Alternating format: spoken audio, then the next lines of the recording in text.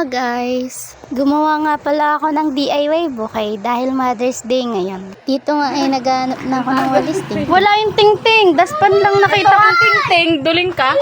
Nasabihan pa nga ako ng duling. Inumpisahan ko na nga din palang kalbuhin ng walis ting-ting ni inay. Mapapalitan ko nga din to balang araw kapag kumikita na ako sa pagbablog. Ay hala, ang taas ng pangarap mo, bes. Inihanda ko na nga din pala mga gagamitin ko.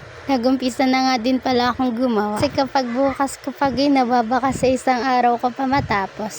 Medyo pinas-forward ko na din, baka mainip kayo. Tinigil ko nga muna ang paggagawa ng DIY bouquet dahil may kukunin pa nga pala akong order. Buti na nga lang talaga, sinamahan ako ng pinsan ko. Ginawa ko muna siyang taga-video dahil wala akong taga-video. Kung ako naman, baka masemplang pa ako. Malapit nga lang din talaga pero nagmotor pa ako. Tinatamad kasi ako maglakad. Taga dito nga lang din pala sa pabahay yung kinukuhaan ko ng Graham bar. Di ko din alam kung bakit dito pa ako dumaan. Madam, huwag nyo na lang pansinin yung view. Naalala ko tuloy ng bata ako dito naputukan yung ulo ko. Ikaw ba naman kasi gumamit ng bike na walang preno kung sinong dito nga? Malapit na nga din kami sa kinukuhaan ko ng Graham bar. Nandito na nga kami sa bahay nila ate. Akala ko nga nung una ay walang tao. Tao po! Nandun lang pala siya sa likod. Ginagala ang kanyang alaga. Nung kinukuha ko na nga yung binili ko, wala na daw mangga. Naubusan daw ako dahil bestseller niya daw yun. No choice ako, kaya cookies and cream tsaka cheesecake na lang ang binili ko. Buti na nga lang talaga kahit hindi ako mag-chat kay ate, lagi siyang may tira. Pauwi na nga din kami at dito na kami dumaan para hindi masyadong madamo. Pumalit nga lang sa damo ay ang mga tao dahil lang hirap talagang mag-drive ng paakyat tapos may biglang tatawid na bata. Dito nga ay medyo naiya na ako kasi ang daming nakatingin sa aming tao. Feeling ko tuloy artista na ako. Wait, charot. Binagalan ko na nga lang din ang pagpapatakbo, baka makadisgrasya pa ako.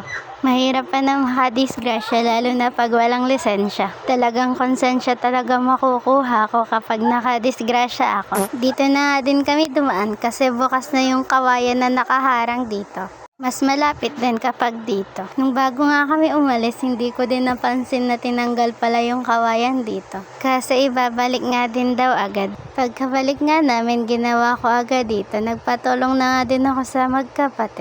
Yung isa nga habang gumagawa kami, may kabidyo. Shoutout nga pala kay Sander na handang magpuyat makausap lang yung pinsan ko. Medyo naiinggit nga din ako kaso pag nagganyan ako, baka mapalayas ako ng maaga sa bahay. Medyo napadali na nga din yung paggagawa ko dito dahil 3 na kami. At ito na nga ang itsura ng DIY bouquet na ginawa namin. Habang pineflex ko nga dyan, sabi ng pinsan ko kapag daw ako sumikat, hati daw kami sa sahod.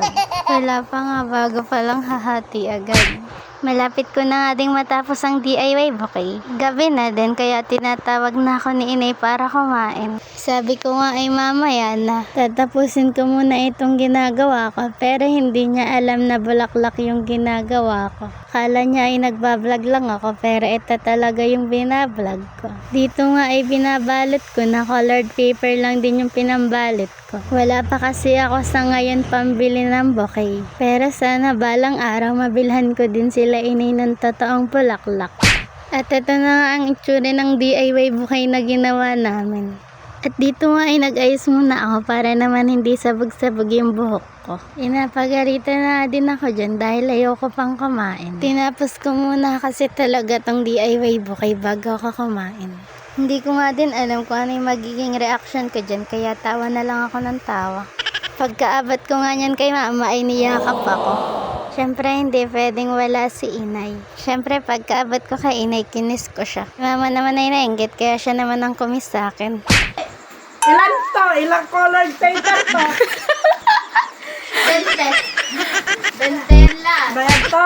Happy Mother's Day mama, pero sinisingil agad ako dahil hindi ko pa binabayaran yung colored paper. Tuwang-tuwa nga dyan ang lola ko kasi akala niya wala akong ibibigay. Sulit yung walis ting-ting ni inay. Ayun kasi naging tangkay ng mga bulaklak ko. Thank you. Ano masasabi niyo sa walis ting-ting? Yung walis ting-ting ko, papalitan ninyo yun. Hindi talaga ako nagpaalam. Kasi kung nagpaalam ako, baka wala kayong DIY bouquet ngayon.